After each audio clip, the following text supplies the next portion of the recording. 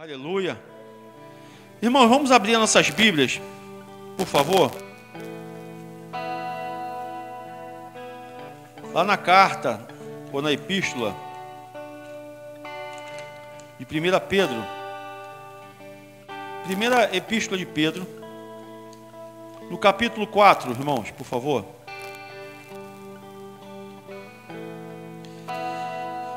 Primeira epístola de Pedro, primeira carta de Pedro, lá no capítulo 4, versículo 12. Amém?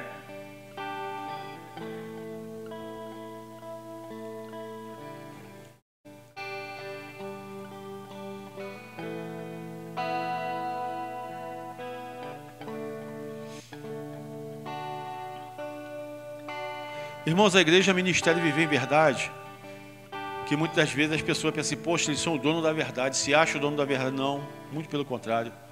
Nós não somos jamais o dono da verdade, mas nós cremos, irmãos, no dono da verdade, que é Cristo Jesus. Sabe o que Jesus fala? João 14,6. Eu sou o caminho, a verdade e a vida.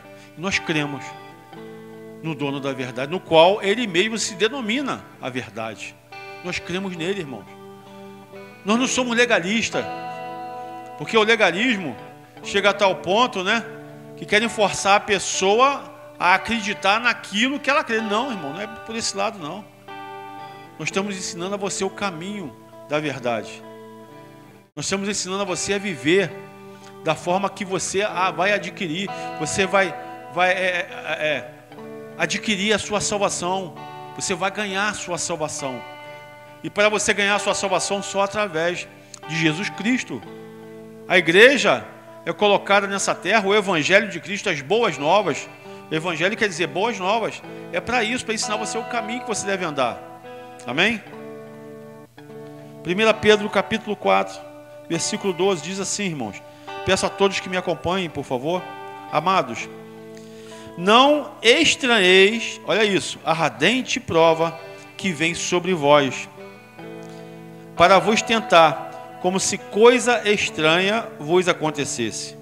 Mas alegrai-vos no fato de serdes participantes das aflições de Cristo, para que também na revelação da sua glória vos regozijeis e alegreis. Se pelo nome de Cristo sois vituperados, bem-aventurados sois, porque sobre vós repousa o Espírito da glória e de Deus. Quanto a eles, e é ele sim blasfemado, mas quanto a vós é glorificado. A eles quem? Ao ímpio, as pessoas que vivem no erro. Eles blasfemam contra Deus. Quando a pessoa fala, esse aí é um filho do diabo, ou filho não sei o quê, irmão, eles não estão blasfemando contra você, não. Estão blasfemando contra Deus, porque você é homem de Deus, você é uma mulher de Deus.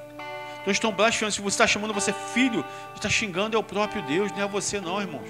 Fica tranquilo, estão blasfemando contra Deus. E ai daqueles que blasfemarem contra o Espírito Santo. Amém?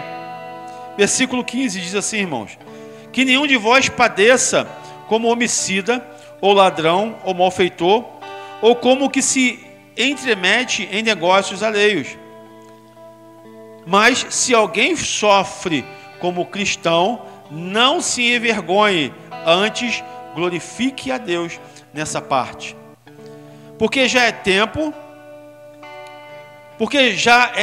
que comece o julgamento pela casa de Deus. Olha isso, irmãos. Pelos crentes, pela casa de Deus. Quem é a casa de Deus? Somos nós, o Espírito Santo. Então é por nós. E se primeiro começa aqui, vai dizer, por nós, qual será o fim daqueles que são desobedientes ao Evangelho de Deus? E se o justo apenas se salva, onde aparecerá o ímpio e o pecador?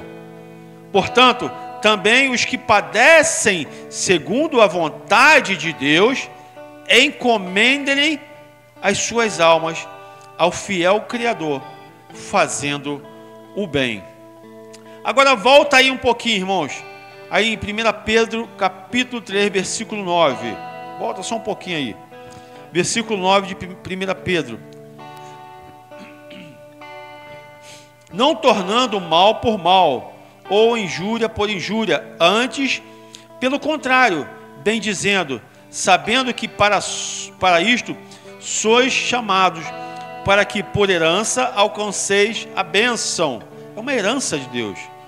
Porque quem quer amar a vida e ver os dias bons, refreie a sua língua do mal, e os seus lábios não falem engano. Aparte-se do mal e faça o bem. Busque a paz e siga-a, porque os olhos do Senhor estão sobre os justos e os seus ouvidos atentos, olha isso, irmãos, às suas orações. Mas o rosto do Senhor é contra os que fazem o mal. E qual é aquele que vos fará mal, se fordes zelosos do bem? Aleluia! Glória a Deus. Posso ouvir um glória a Deus, irmãos? Aleluia! Então vamos agora aqui. Aí em 1 carta de Pedro, capítulo 5, no versículo 5. Perdão, 1 Pedro 5, versículo 6. Olha isso, irmãos. Olha que coisa linda.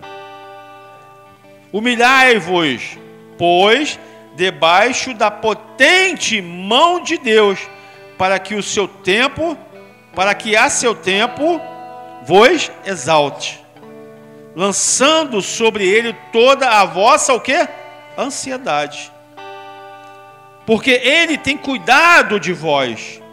Olha isso, irmãos. Sede sóbrios e vigiai, porque o diabo, o vosso adversário, anda ao derredor, bramando como leão, buscando a quem possa tragar, ao qual resisti firmes na fé, sabendo que as mesmas aflições se cumprem entre os vossos irmãos no mundo inteiro, em todo o mundo, irmãos.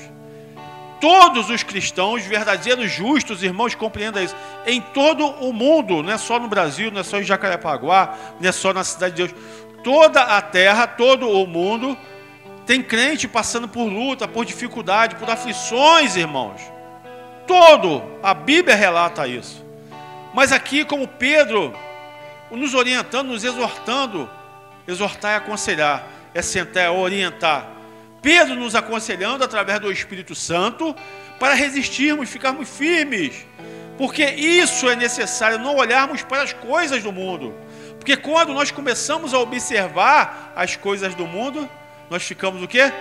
Cego para as coisas de Deus. Por isso, irmãos, que Deus muitas das vezes, através dos apóstolos, discípulos, tem falado, é a concupiscência dos olhos.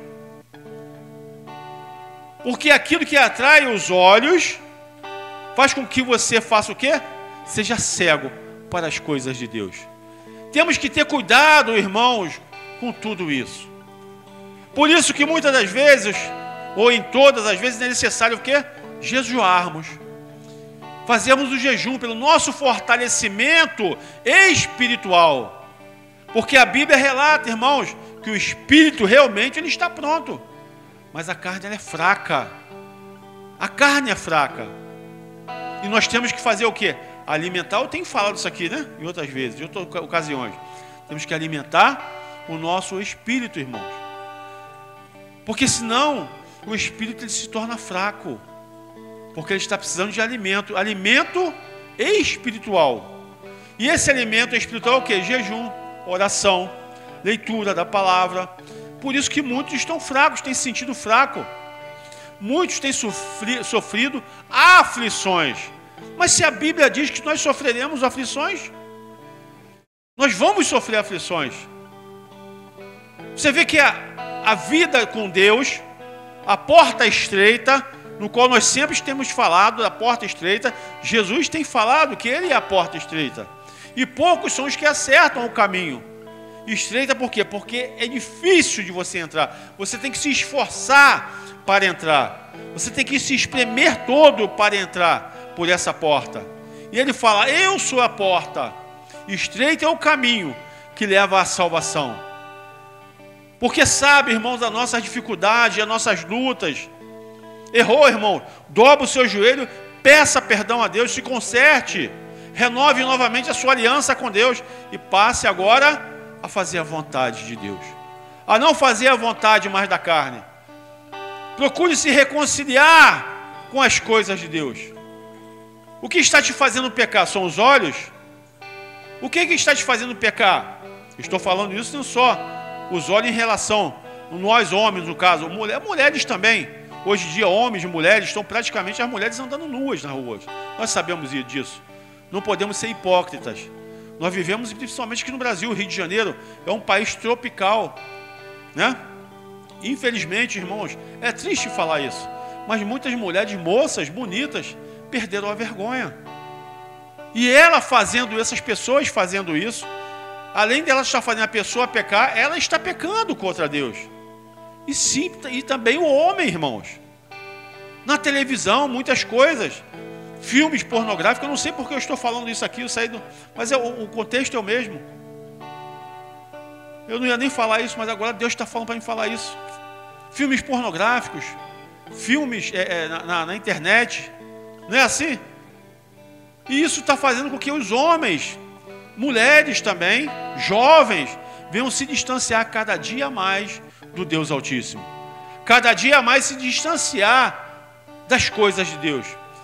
Cada dia mais fazendo com que a pessoa fique fraca espiritualmente. Para que a pessoa não venha mais crer em Jesus Cristo. Para que a fé se apague. A fé se apagando, irmãos, a pessoa não tem mais vontade de viver. A Bíblia fala que sem fé, como eu falei aqui no comecinho, é impossível agradar a Deus. Então o diabo, como nós lemos aqui em 1 Pedro, ele vive o quê? Ao nosso derredor, querendo nos tragar. E ele começa a mostrar coisas que chamem a nossa atenção, começa a mostrar coisas que vão tirar o nosso foco do Deus Altíssimo, irmãos. Isso acontece, irmãos, nós sabemos disso. Somos pessoas simples, como Asaf, como Davi, como tantos outros que a Bíblia tem nos relatado, como Samuel, como Daniel, como Sadraque, Mesaque, Abednego, como José, pessoas simples, pessoas que vieram de famílias que adoravam a Deus, famílias que amavam a Deus, famílias que hoje em dia amam a Deus, homens que criam no Deus de Abraão, de Isaac e de Jacó. O próprio Deus, quando ele se manifestava, principalmente quando ele se manifestou para Moisés: tu és quem, Senhor? Eu sou o Deus de Abraão, de Isaac e de Jacó. Não é assim que Deus se manifestava para as pessoas? É esse Deus, irmãos, que o ministério Viver em Verdade prega. O que a Bíblia nos ensina é esse Deus que nós pregamos. O Deus de Abraão, de Isaac e de Jacó. Quem é esse Deus? É o Criador dos céus e da terra. O Deus que tudo criaste, o Deus no qual deu a vida por cada um de nós, o Deus no qual quer que nós, irmãos, não venhamos perder a nossa salvação. O Senhor Deus fala que não quer que homem nenhum se perca, mas que todos sejam salvos. Mas para isso, irmãos, temos que lutar contra a nossa própria ou nossas próprias vontades, que muitas das vezes sublinham a nossa vida para que venhamos pecar contra Deus e contra nós mesmos. Para que esse pecado venha imputar contra nós e nós não venhamos ter mais a vontade. Nós venhamos agora ser mornos. O próprio Jesus fala: estou a ponto de vomitar-te da minha boca. Lá em Apocalipse fala isso. Porque agora, antes você fosse frio ou quente, mas você se tornou morno. Você agora está em cima do muro, vamos colocar assim. Você agora não sabe se vai para a igreja, se adora a Cristo ou se adora o mundo. Você é morno, é uma pessoa morna. E Jesus fala: estou a ponto de vomitar-te da minha boca. E se você for trazer, então, também, irmãos, a respeito do joio e do trigo. O trigo, irmãos, e o joio, eles são idênticos. Se você vê uma plantação de trigo, você não vai diferenciar, você de longe vai falar assim: ih, só tem trigo aí. Não tem joio. Mas quando você começa a ceifar, a colher, começa a colheita, você vai ver que ali está cheio de joio. E os dias que nós vivemos são maus. E o joio está no meio do trigo. O joio prega, o joio manifesta muitas das vezes dons espirituais, né?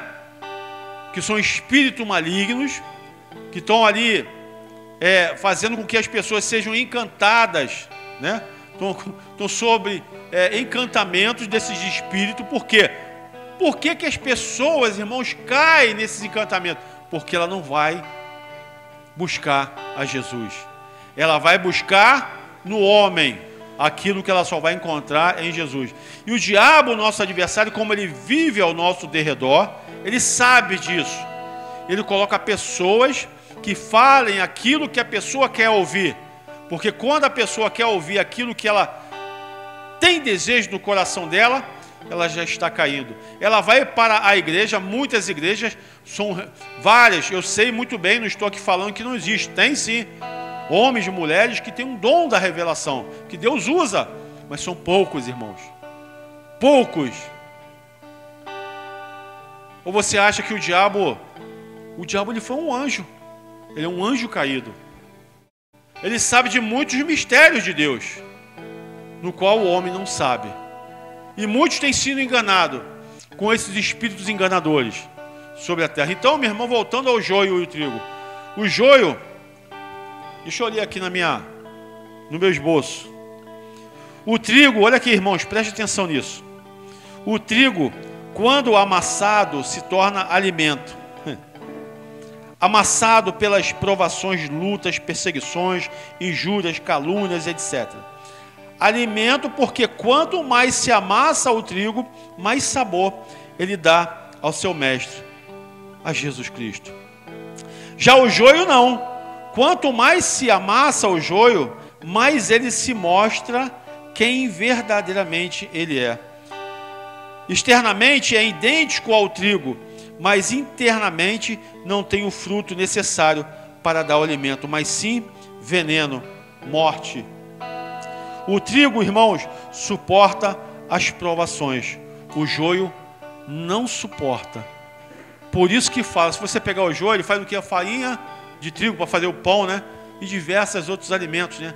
Bolos e tudo mais. Não vou nem falar, senão vai dar fome aqui, né, missionária Cláudia? Então, o trigo, irmãos, é um alimento. Por isso que Deus usa nessa palavra, está lá em Mateus capítulo 13, a partir do versículo 24 até o 30, vai falar a parábola do joio e do trigo, irmãos. Por que eu estou falando isso aqui? A respeito do joio. Que se você pegar um trigo, uma espiga, né, de trigo, fazer assim, ó, você vai ver as sementes, o fruto dele, dentro dele. Se você pegar o joio, igualzinho, fazer assim, ó, não tem fruto por dentro, irmãos. Não tem.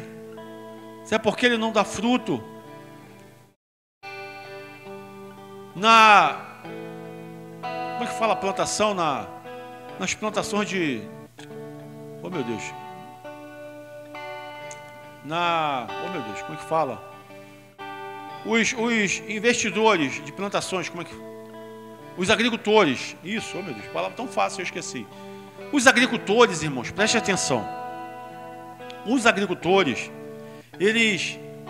quando eles plantam o joio, quando eles plantam ali, né, semeiam, bota o campo enorme, trigo, quando eles plantam o trigo, eles sabem que ali também vai ter o joio. Eles sabem disso. Porque depois, na colheita, vai ter o quê? Um processo para separar um do outro. E esse processo, irmãos, vai acontecer. Está acontecendo nos nossos dias. Porque o trigo, ele suporta, irmãos.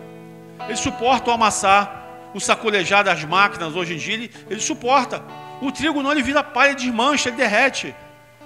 Mas se você ver duas plantas, isso, meu irmão, isso é ciência, não é o pastor Marcos que está inventando, não. O trigo, ele quando você molha ele, o trigo e o joio, quando você molha o trigo, ele se curva. O joio não, ele fica reto. Vocês sabiam disso? ele se curva. Porque há um peso, há um alimento dentro dele, há uma semente dentro dele. E quando você vai arrancar o joio, quando você for arrancar o trigo da terra, ele é fácil de ser retirado da terra. Vocês sabiam disso? Pesquisem. Agora, quando você vai arrancar o joio, ele está enraizado, ele não sai, irmãos. As pessoas, porque isso representa o quê? Que a pessoa que é joio está o quê? Ligado aqui neste mundo, nas coisas desse mundo. Ele está vazio por dentro, irmãos. Mas o trigo não, ele sabe que ele está ali para ele alimentar, para ele trazer a salvação, para ele trazer o alimento necessário para aqueles que necessitam desse alimento espiritual, desse alimento que nos fortalece a nossa vida, o pão de cada dia que tanto precisamos. Então, meu irmão, minha irmã, compreendam uma coisa: não fiquem ligados ou ligada às coisas do mundo. Se entregue totalmente na mão do Senhor. Seja trigo, não seja joio.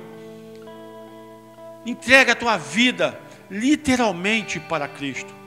Não fica em meio termo. Como o próprio Pedro está nos exortando. Muitos vão passar, mas pastor, eu passo por tanta luta, tanta aflição. Muitos estão passando por aflições, muitas das vezes muito mais do que a nossa.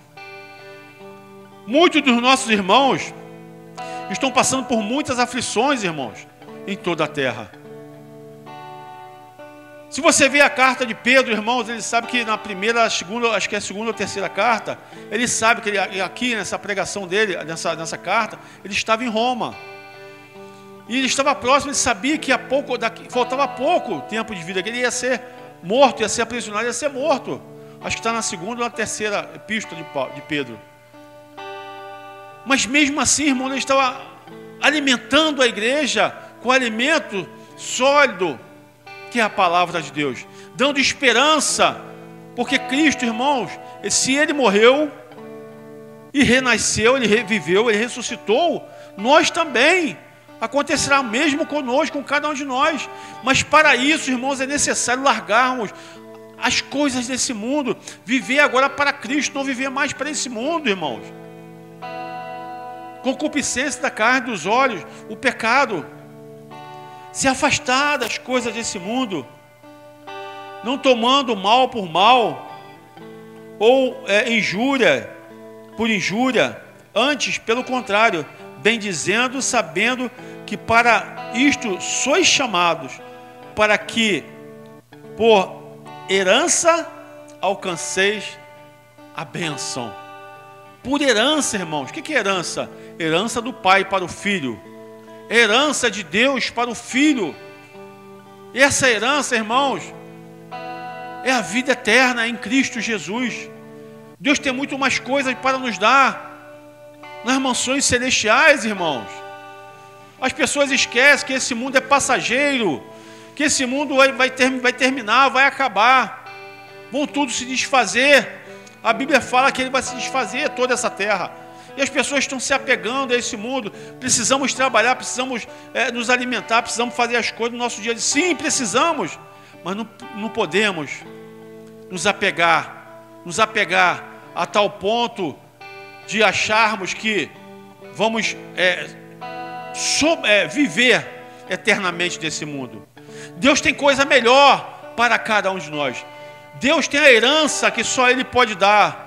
Só Ele, o nosso Pai, tem para nos dar. Não vale a pena você trocar Cristo pelas coisas desse mundo. Não vale a pena, irmãos, você se encher com as coisas desse mundo, que vai esvaziar você por dentro, do que você procurar se encher de Deus, que vai deixar você cheio da presença de Deus, cheio de trigo, que é alimento sólido para a tua vida.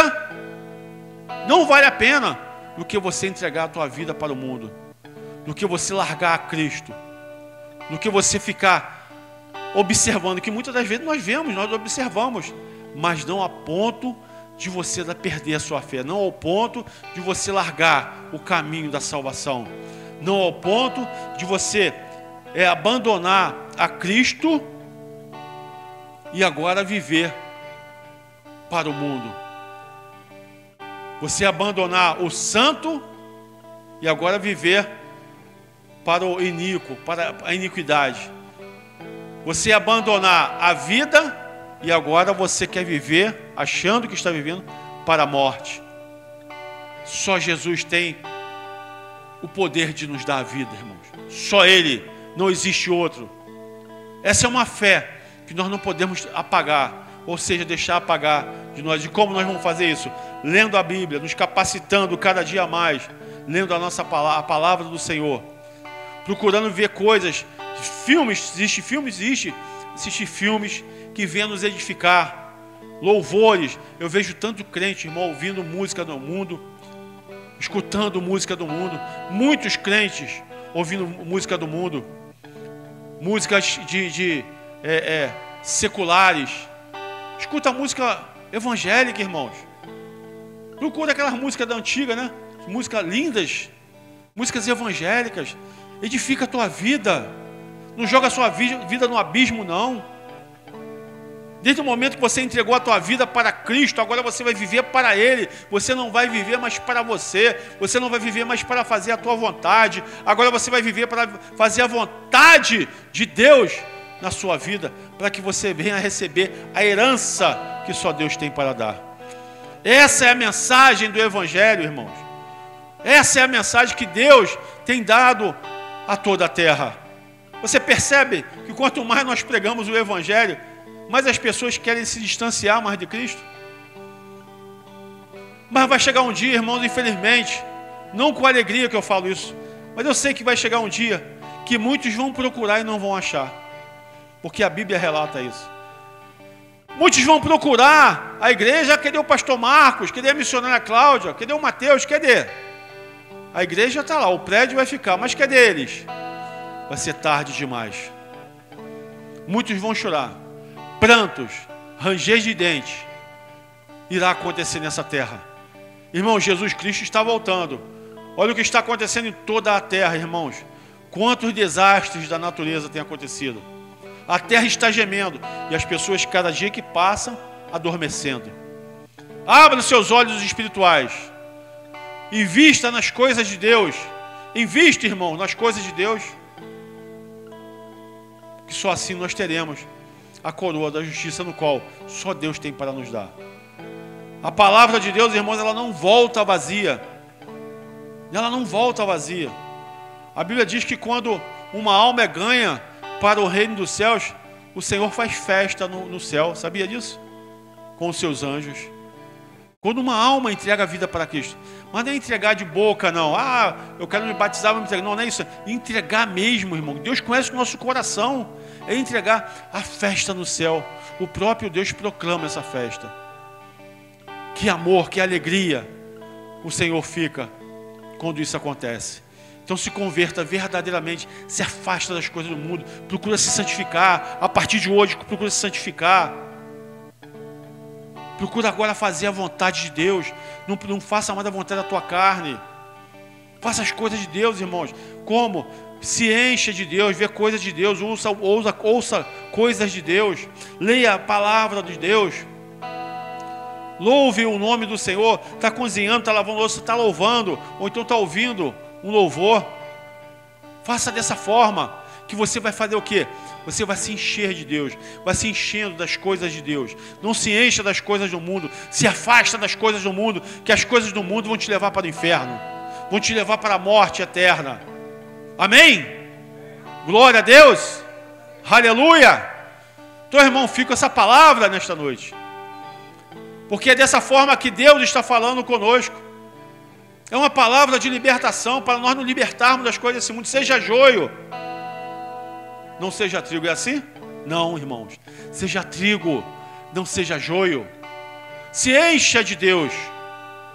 Se encha dele, para que você possa dar fruto. Não para que o mundo veja, mas para que Deus veja que você está cheio dele. Para que o azeite dele seja derramado em você, e você venha contagiar os que estão, aqueles que estão a sua volta. Amém? Glória a Deus. Oi? Isso aí. Vivemos nesse mundo, mas não fazemos parte desse mundo, irmãos. Compreenda isso, em nome de Jesus. Vamos fazer a oração da fé, vamos pegar o copo com água. Você que está em casa também, irmãos, vamos fazer a oração da fé. Tá? Fica com essa palavra, irmãos. Não se deixa abater. Assim como foi Asaf, assim como foi tanto Elias, irmãos, o próprio Elias, que era um homem usado por Deus. O Elias, irmãos, ele orou ao Senhor. Sabe quanto tempo ficou sem chover na terra? Quem sabe aqui na igreja? 3 anos e meio sem chover na terra. Elias falou: não vai chover na terra durante 3 anos e meio. Depois foi com 850 profetas de Baal. Todos foram mortos, porque ele mandou descer fogo do céu. Depois Elias falou: olha, agora vai chover. E começou a chover. Elias era homem de Deus, falho, assim como nós. Tanto é que teve um momento de fraqueza, que aquela mulher chamada Jezabel mandou decapitar Elias. E ele fugiu e se escondeu numa caverna, achando que ele estava só. Mas Deus falou para ele: tem mais de 5.000 homens ainda de Deus, que eu separei. O remanescente de Deus. Então nós não estamos sozinhos. Há remanescentes, assim como nós somos, irmãos. A maioria dos grandes profetas andaram sozinhos, peregrinando. A maioria dos juízes, como foi Elias, né? Moisés, foram libertadores para o povo de Deus. Amém? Não se preocupa, Deus é contigo, irmãos. Vai nessa tua força. Josué e Caleb foram os únicos acima de 20 anos que viram a terra santa. Sabiam disso? Abaixo de 20 anos, que eram jovens, foram tudo com eles. Acima disso aí morreram todos. Josué e Caleb foram os únicos. Além de ver, porque Moisés morreu no monte. Deus levou Moisés. E ficou Josué e Caleb, que foram agora e assumiram. Foram agora guerrear. Porque Deus falou: eu sou contigo, Josué. Vai nessa tua força, vai nessa tua fé. E foram lançados muitos povos, gigantes até, contra aquele povo. Mas eles venceram a batalha. E assim Deus está separando a cada um de nós. Como nós pregamos aqui semana passada, Deus não está querendo covarde no reino dele. Querem homens e mulheres corajosos para reinar junto com ele. Porque a Bíblia fala, irmãos, que nós julgaremos as nações. Nós julgaremos as nações. Amém? Glória a Deus. Fica essa palavra, se fortaleça em Cristo Jesus. Não perca a sua fé. Não saia da presença de Deus.